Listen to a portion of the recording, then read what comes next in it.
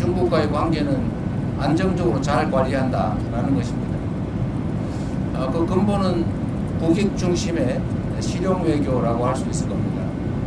그리고 그 중 핵심은 역시 또 대한민국의 군사, 안보 각 영역에서 자율성을 확대하는 것입니다. 전시작전 지휘권을 회복하는 문제도 그렇고 핵추진 잠수함 건조를 하는 문제도 그렇고 중국과의 경제협력 또는 민간 교류 확대도 대한민국 국익에 부합하기 때문에 당연히 해야 될 일입니다. 한미 간의 동맹에 기초한 그야말로 기존의 군사동맹에서 예를 들면 앞으로는 경제동맹, 첨단기술동맹으로까지 복합동맹으로 발전시켜야 되는데 이 두 가지는 결코 양립 불가능한 것이 아니다라고 생각됩니다.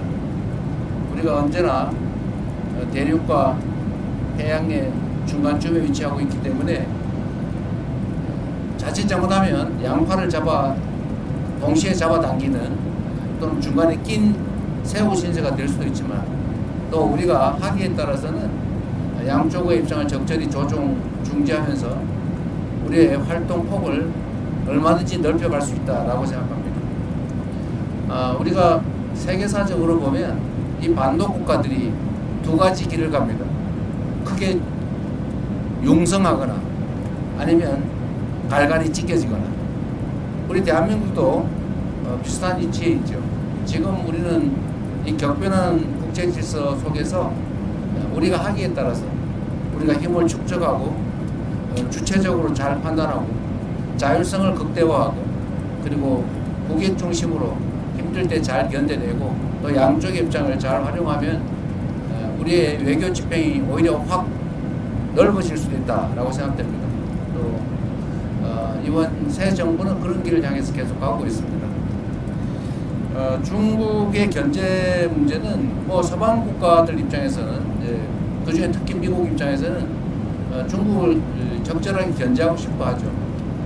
또 한편으로는 견제하면서도 또 한편으로는 협력할 분야를 찾아서 적극적으로 협력을 하고 있는 게 또 현실입니다. 국가와 국가 간의 관계는 원래 그런 것이죠. 국가와 국가 간의 관계를 일도 양단식으로 올로와 나식, 전부 아니면 전무 이런 식으로 접근하면 결국은 남는 게 하나도 없죠. 중일 갈등 문제에 대해서는 뭐 중국과 일본이 지금 일본 총리의 발언을 놓고 상당히 크게 갈등이 이어지고 있긴 하지만 대한민국 입장에서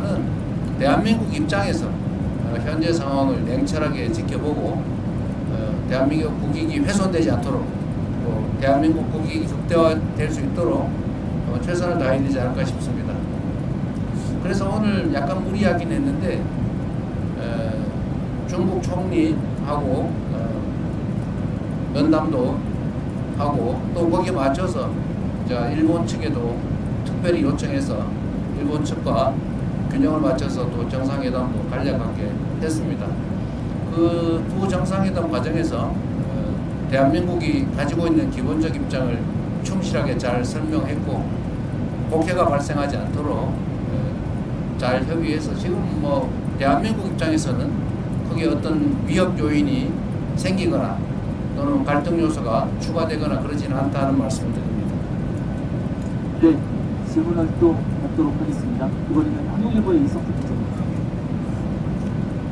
예, 대통령님 안녕하십니까? 저 한국일보 이성택 기자입니다. 대통령께서 이제 그 외국 순방을 다니시다 보면은 국력 신장이 필요하다라는 말씀을 많이 해주시는데요.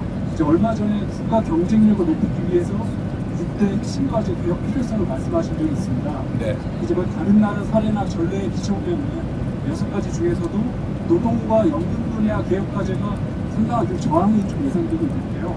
그 노동개혁 분야에서 고용시장 유연화 과제가 담기는지 그 연금 개혁의 목표는 어느 쪽으로 설정하고 계신지 궁금합니다. 일단 순방과 관련된 질문에 한해서 답을 드리는 것으로 하겠습니다. 네. 이 문제는 우리가 순방을 하면서 각국이 가지고 있는 특장점들을 잘 살피고 또 우리가 배울 수 있는 건 배우고 협력할 수 있는 건 협력한다 라는 그런 정도 말씀으로 대체하도록 하겠습니다. 네. 뭐 제가 잘 안 보였습니다. KBS 손수환 기자님 한번 주시겠어요? KBS 손수환 기자님. 네, 교통원님 고생 많으셨습니다. 이번 그 G20 정상회의를 통해서 굉장히 여러 정상들을 짧게지만 많이 만나셨잖아요. 이제 우리나라에 좀 기대하는 역할이 좀 뭐라고 생각하셨는지 정상들 만나면서 여쭤보고 싶고요. 또 특히 기억 남는 정상이라든지 에피소드 있으시면 제가 부탁드리겠습니다. 네, 원래 이게 다자 협상의 장이라고 하는 것은 우리 외교부 장관이 그러셨던가 안보실장이 그러셨던가 그야말로 장이 서는 거라고. 양자 협상의 장이기도 하죠. 우리가 만날 기회가 있으면 사실 정상끼리의 회담이라고 하는 게 그렇게 쉽지가 않습니다. 상대국을 방문하지 않는 한 정말 특별한 계기가 없으면 만나기조차 어려운데 이렇게 다자회의 기회가 생기면 그 틈틈이 이제 양자회담을 하고 그 양자회담 전에 실무협의도 미리 해서 일정한 의제로 좁히고 정상회담을 통해서 필요한 합의를 끌어낼 수 있습니다.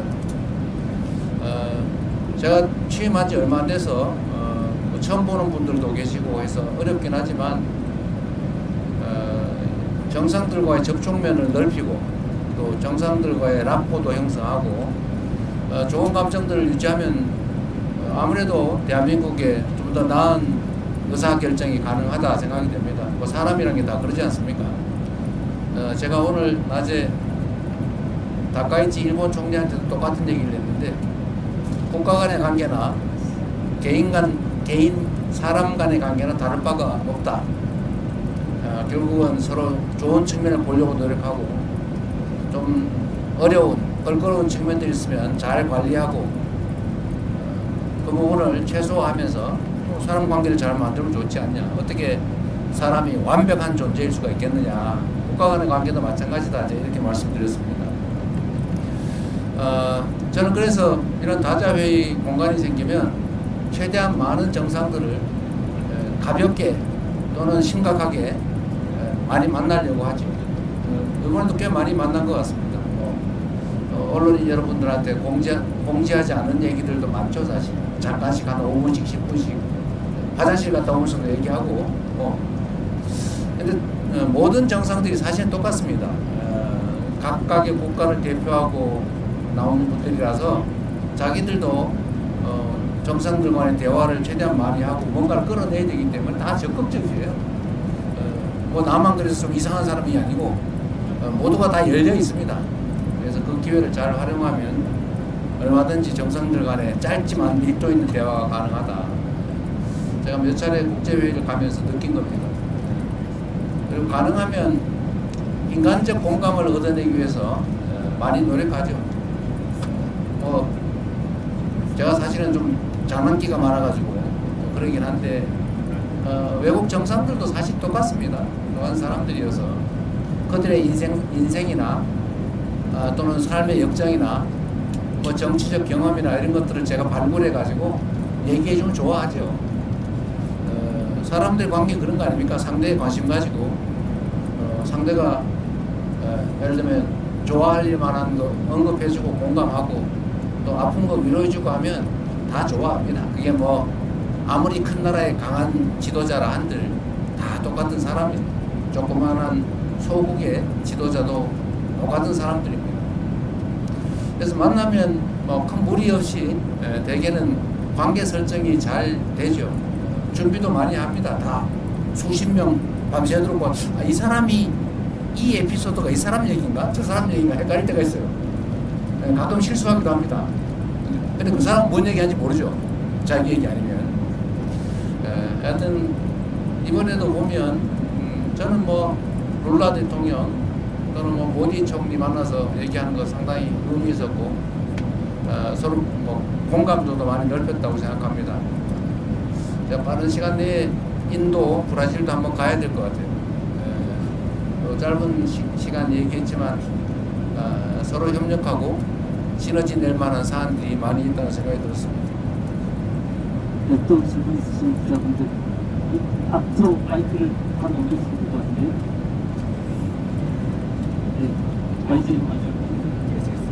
YK. 근데 잘 들리세요? 잘 안 들리죠? 방법이 없죠 이거. 스피커가 있으면 뒤에도 네. 스피커가 있으면 대통령님 고생 많으셨습니다. YK 강직원입니다. 아직 뒤에 한 곳이 강력하게 남아있는데 지금 모든 국가들의 다자회견대에서 대통령께서 그 정상회의 표시에 다 성과가 있다고 볼 수 있겠지만 그 중에서도 특히 기억에 남는 국가라든지 기억에 남는 성과가 있으면 아직 뒤에가 남아있지만 그걸 네. 포함해서 말씀을 드리겠습니다. 아무래도 아랍에미리트 연합이 아마 가장 큰 구체적 성과가 있는 것 같습니다. 거기는 사전에 비서실장이 특사로 가서 협업할 수 있는 분야들도 많이 정리했고 또 구체적 사업도 다 발굴을 했기 때문에 아주 구체적이고 실질적인 큰 성과가 난 것 같습니다. 사실 이집트는 이집트 대통령께서도 그렇고 우리 실무진들도 크게 기대를 안 했던 것 같아요.